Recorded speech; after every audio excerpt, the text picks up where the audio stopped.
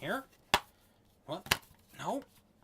Oh, that's right. And out loud, I keep forgetting that they have you put it in this dang thing. Let's pull you down, Mr. Helmet. Alright, which is it? Which is it?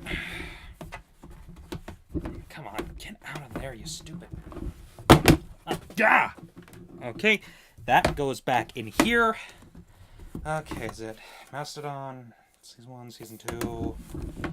Okay, I think it's this one. Yeah. So yeah, there's that one right here. And let's see, Turbo. Where is Turbo? Okay, Zeo, Turbo in space. Okay, there it is. Alright, we've got the DVDs we need. Let's move this over there. Alright, we're good to go. You know what? This took too long. Just cut the theme song, cut the intro. Let's not even bother. I mean, for crying out loud. Got tired of trying to lip sync anyway. So, Power Rangers. Go, Power Rangers! When you ask someone what they remember from the 90s, Power Rangers usually comes up in the list alongside things like Pokemon, the Sega Genesis, and Kurt Cobain. They were practically everywhere with numerous toys, video games, clothing, you name it. So naturally, Hollywood would want to jump on this hot new franchise that's taken the world by storm. Thus, we got two attempts to bring the franchise to the silver screen. First with Mighty Morphin Power Rangers the movie, and then with Turbo, a Power Rangers movie. Since we're months away from the release of the Dean Israelite-helmed reboot, let's take a look at these two films to see what to do and what not to do when making a Power Rangers movie. And, going by chronology, let's start with the first film, Mighty Morphin Power Rangers the movie. Now, I'm not going to go into a full summary here, as many reviewers have summarized the events of the film in pretty clear detail. It starts out similarly enough to an episode of the show. The teens are doing extreme sports for charity, followed up by more outdoor activities when they are called by Zordon and briefed on the monster du jour Ivan Ooze, whose prison has been accidentally unearthed at an Angel Grove construction site. Sometime later, Zed and Rita visit the construction site at night with the intent of releasing Ivan Ooze. What do I care about some stupid egg? This is no ordinary egg. Okay, first off, what did they do to Zed's voice? It was never this heavily modulated on the show. For example, in the show, he sounds like this. So, Red Ranger, you've never encountered underwater monsters before? But here... No need to wake him. In fact, why don't you take a little nap yourself? This modulation overpowers a good chunk of Robert Axelrod's performance and makes him sound like just another grunt. Secondly, who is this supposed to be?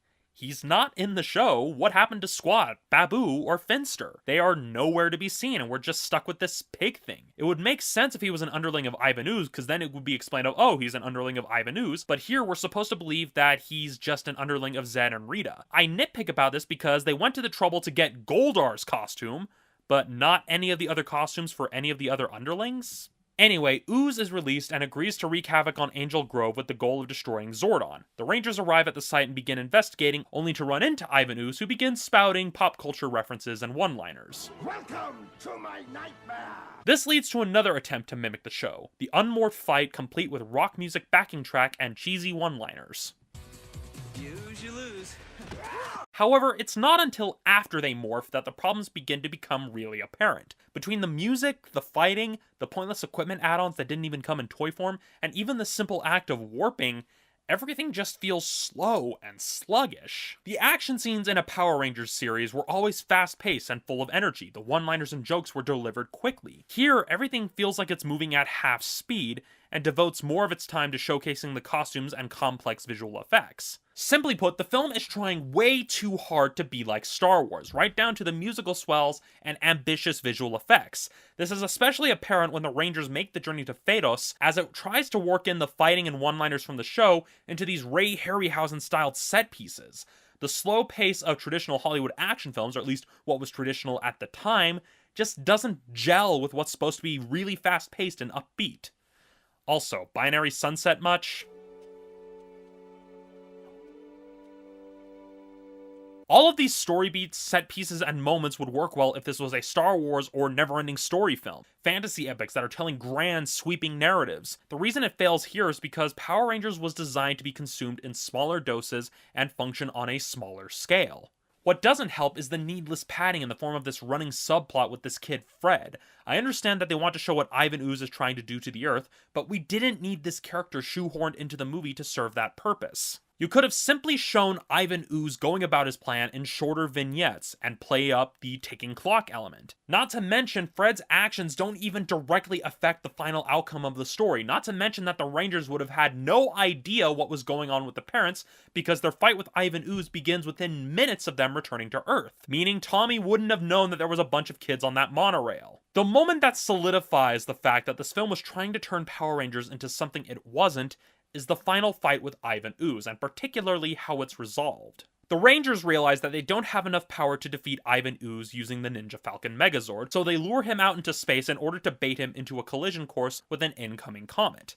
On paper, this sounds like a clever way to beat a supervillain, but here, it just feels like an anticlimax, as the film plays out the whole final battle in a fashion similar to Western superhero films at the time, once again employing a slowly paced visual effects spectacle littered with so much dialogue that feels ripped from Star Wars that I'm surprised nobody told Tommy to lock S-foils into attack position. All of this leading to a groin kick that pushes Ooze into the comet, giving us a Death Star-style explosion as our heroes fly away. This may be coming from someone who's reviewing this as a fan of the series, but it's just not a satisfying conclusion to what is more or less a feature-length episode. The new Zords are more or less rendered useless, and the heroes only seem to succeed through coincidence rather than prowess or skill.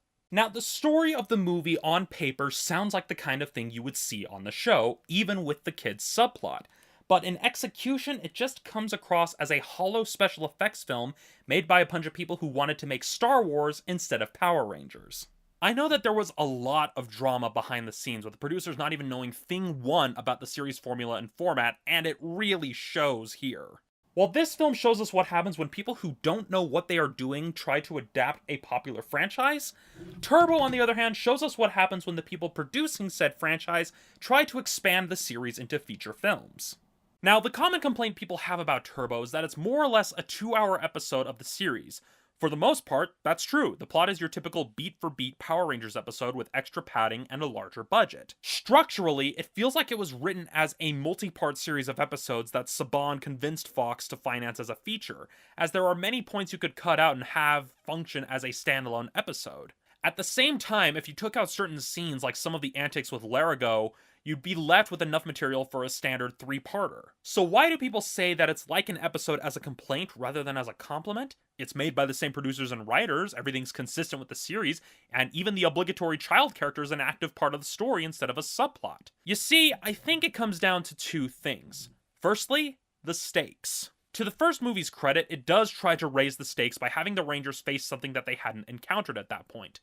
No, I don't mean Ivan Ooze, I'm talking about the possibility of losing Zordon, their mentor, one of the key people sustaining the morphing grid, and by extension, the means with which they are able to keep the world safe. Not only that, we see the villain destroy the command center, something that also hadn't happened at that point in the series, as this film came out on the heels of Season 2. Turbo, on the other hand, doesn't really have stakes that are any higher than what they are in a normal episode. I mean, sure, Rocky is injured and unable to fight, but that gets resolved really quickly when Justin joins the others at the Ghost Galleon. We meet Divatox, yeah, but she's just your typical comedic villainess that is perpetually foiled by the Rangers, much like Rita Repulsa before her. As for summoning Malagor, the payoff is just another giant monster for the Rangers to fight. The only real challenge they face in this whole film is having to fight against Jason and Kimberly, which was definitely a missed opportunity, especially when you listen to the dialogue they speak when they are evil. However, this leads me to the other factor as to why this film doesn't exactly work.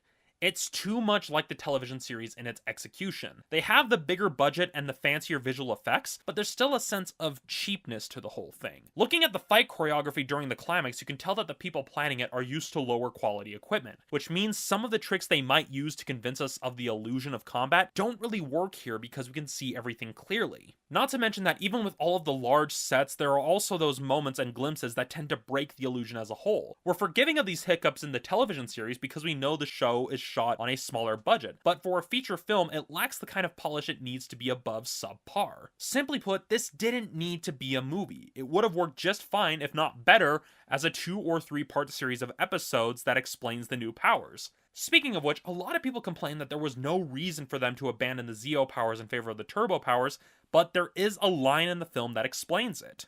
The Zord you are now creating will possess the power to carry you safely on your quest through the Nemesis Triangle, to rescue Larigo, his family, and our friends.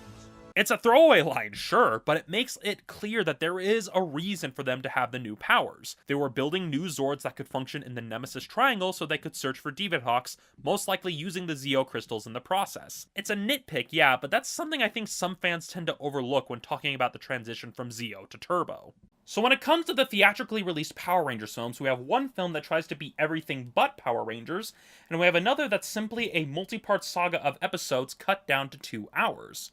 So, this begs the question, is it possible to make a good Power Rangers movie?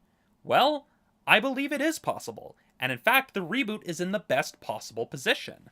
You see, both films struggle because they are trying to tell part of a continuing story. While that may work for a film series like Star Wars or even the Marvel movies, here you have your audience coming into the middle of the story, which means you have to be mindful of how to keep the movie consistent with the series. With the upcoming film, on the other hand, since it's a reboot, it's obviously going to be an origin story, which is probably one of the easiest types of superhero movies you can do. It's so easy, Sony did it twice for Spider-Man. Since we're starting at the very beginning, there's not as much baggage to sort through as you can start with a clean slate, making the most drastic changes here rather than in the middle of the story. The big difference here is that we now have people in positions of power who grew up with the series and understand how it works. However, that can pose its own set of problems that we've seen in the series itself. If I mention the name Amit Bhaumick, you know what I'm talking about. While I've got nothing against the guy, the episodes he worked on illustrate what happens when you have a fan working on the series, particularly one that is obsessed with continuity. As a result, you end up with episodes like Forever Red, where Tommy is built up as the greatest of all Rangers. Wow. So that was Tommy. He really is the greatest Ranger. What? While it's played for laughs here, if you look at the guy's pitches for things like Power Rangers Hexagon or Cybercore, the unproduced adaptation of Go Buster, you end up with stories that idolize Tommy or disastrously attempt to create continuity between seasons at the expense of the narrative of one of those seasons. In the case of Cybercore, that would have been at the expense of RPM. That's not the only problem we've seen on the show. I mean, if you look at episodes like Once a Ranger, it also buys into the idea that the original Ranger team were the greatest ever. And it almost comes across like the writers and the producers are saying, the show was much better back in my day. My point is that if you have someone that is too close to the material, you could very easily end up with 2 hours of really bad fanfiction.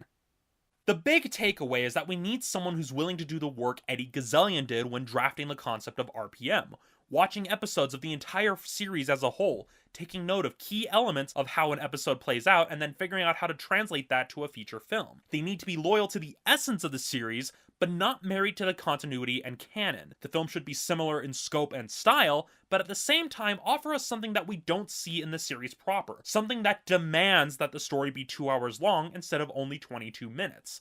An origin story offers us the chance to get exactly that. Something that's the same, but different. As for the new film, I'm actually pretty excited with the direction that they're taking it. I mean, yeah, the suits, the Zords, Alpha 5, it all looks kind of goofy and silly, but keep in mind, this is Power Rangers. Goofy and silly is kind of its bread and butter. So, the biggest thing that I'm really excited about from what I'm seeing from these trailers, aside from the likable characters and the pretty good writing, is that there seems to be a genuine respect, if not a genuine fondness, for the source material. It's pretty clear that the people working on this film are actually happy to be working on a Power Rangers movie and want to genuinely do a good job. And if all goes well, this film has the possibility of being the best of both worlds. But we won't know any of that until it comes out in March. On that note, it's time to bring this episode to a close. Now, as for what we're looking at next time, given that Power Rangers is a Japanese series filtered through an American lens, next time we're going to take a look at what happens when an American franchise is filtered through a Japanese lens. Next time on From the Shelf.